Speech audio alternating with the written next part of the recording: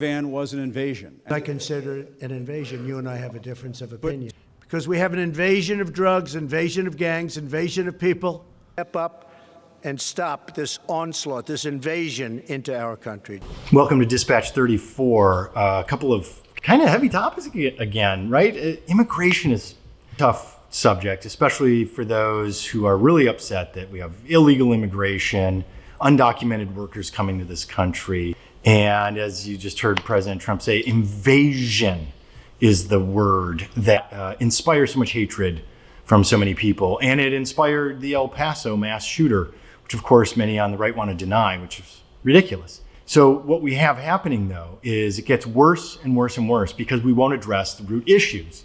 That's the deal here. It's not a wall. The wall isn't the issue. The issue is we have Central America where gangs funded by our drugs, by our guns. Remember, there's the report that just came out. Maybe you don't know.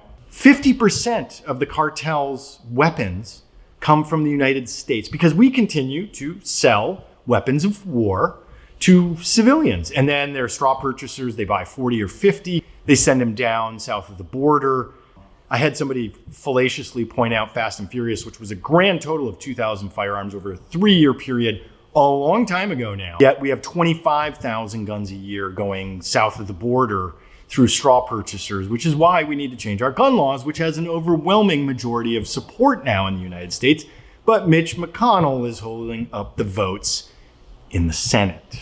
So let's go back to this then. So if there's somebody that comes to you and points a gun at your child and says, if your child doesn't do what we want, cartel is what we're talking about now, comes to your child and says, they're going to have to do our bidding. They're going to do our work now.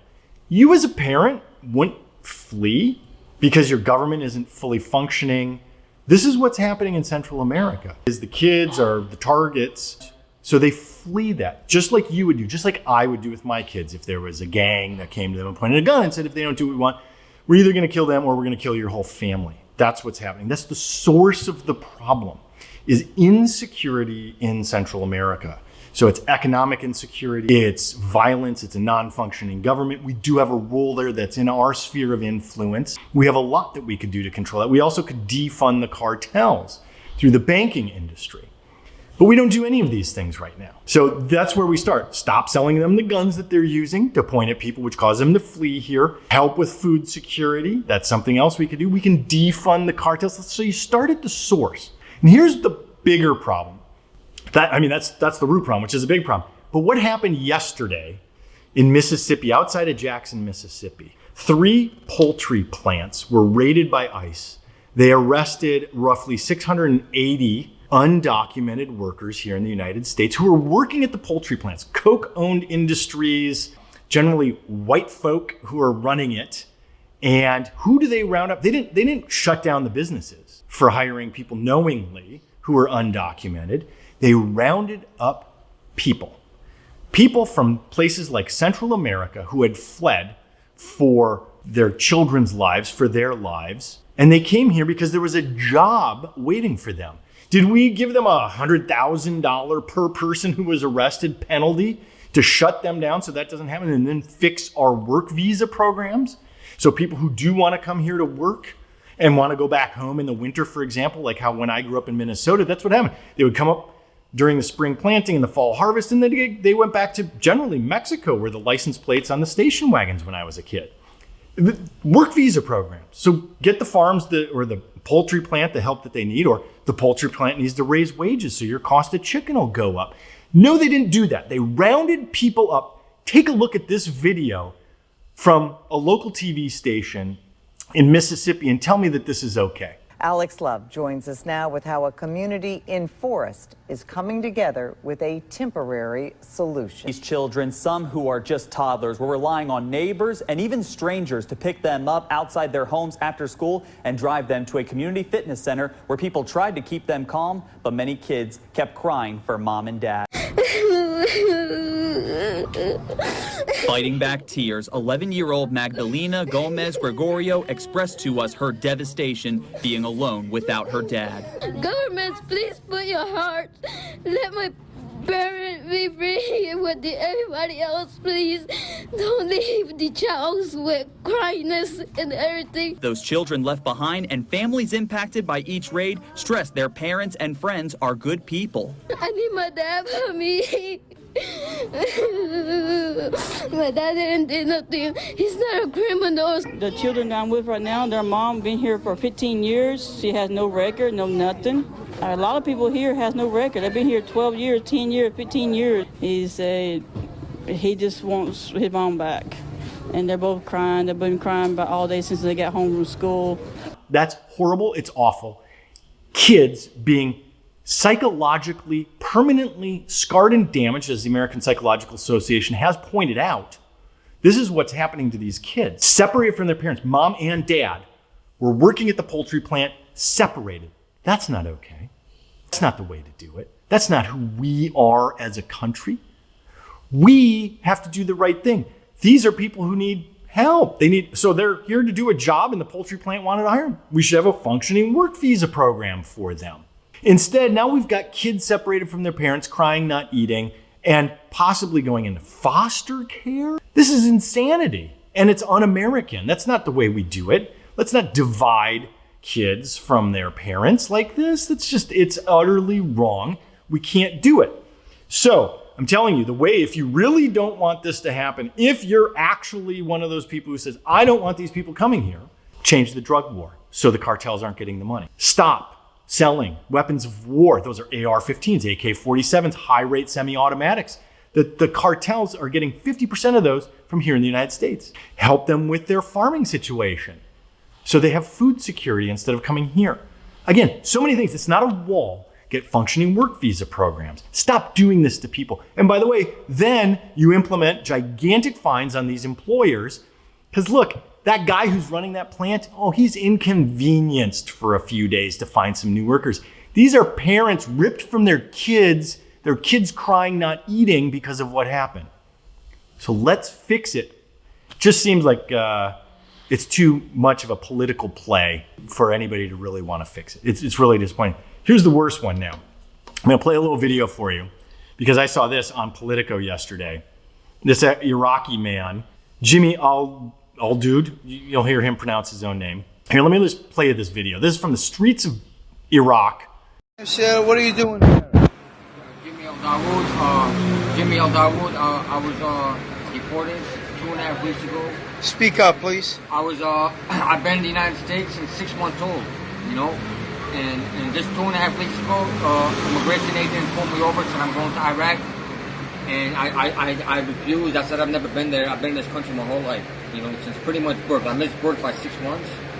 And they refused to listen to me. They wouldn't let me call my family, nothing. They just said, you're going to Iraq, and your best bet is to cooperate with us.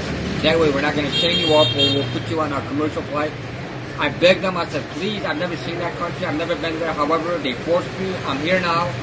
And I don't understand the language, anything. I've been sleeping in the street. I'm diabetic. I take insulin shots. I've been throwing up, sleeping in the street, trying to find something to eat.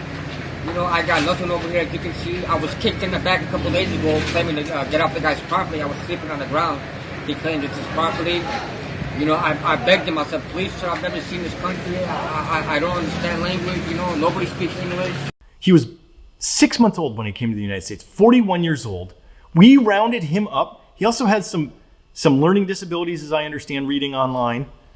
And we rounded him up, our ICE immigration people did, because he came here at 6 months old. Wasn't born here, he was born in Greece. His parents had already fled Iraq.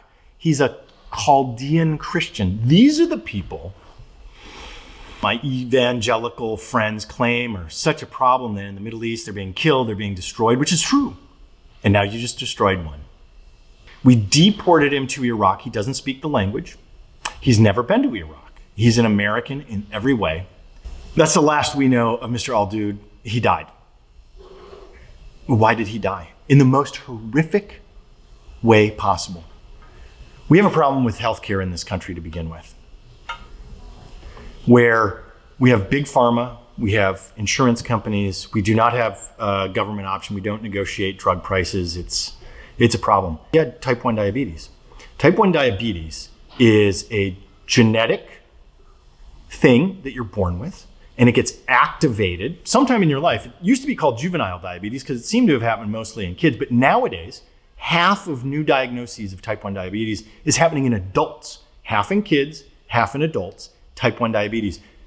Your body's immune system attacks the insulin-producing cells in your pancreas, kills it, so your body doesn't make insulin. Insulin is the hormone that allows your cells, your mitochondria, to use glucose carbohydrates. Your body breaks down carbohydrates into glucose for your body to use as energy, but you have to have insulin. Without the insulin, your body can't use that glucose in your bloodstream. So type 1 diabetics, they don't make insulin. So the glucose builds up in the bloodstream, it turns the blood acidic. And in the old days, 100 years ago, before we had discovered insulin, it was a slow death sentence and you died, period. The ancient Romans called it the melting disease. That's what type 1 diabetes is.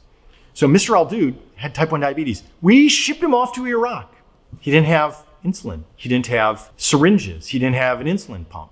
He had no way to monitor his blood glucose. So that means you automatically, your blood glucose goes super high. When that happens, your blood turns acidic. Your body starts eating itself from the inside. It's called diabetic ketoacidosis. And it can cause, in his case, he talked about vomiting because your body isn't functioning right. It's shutting down. Your organs are shutting down as your blood has become inhospitable to the organs. And it is a slow, painful death. He died over 2 months because we shipped him off to Iraq.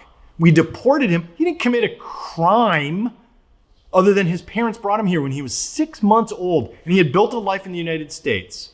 He didn't speak the language in Iraq, and we sent him there to die a slow, painful death. Because that's what happens. Your body eats itself from the inside. You eventually go comatose and you die, and it's painful. And that's what happened. And this type of deportation is not acceptable. It's inhumane. It's torture. But to kill somebody that way, when we could have stopped it, we could have, if he had committed a crime, put him in jail. We can give him his insulin. That is the legacy of the Trump deportation force and ICE. Right now, there are groups like Lights for Liberty and many others who are fighting to change this system. And I support them, and you should too. I want to hear your comments. Put them below. Send me your messages, leftcoastnews@ethanbehrman.com. It's not okay. We can't keep letting this happen. Not on our watch. Not on our watch. I'll talk to you in the next dispatch.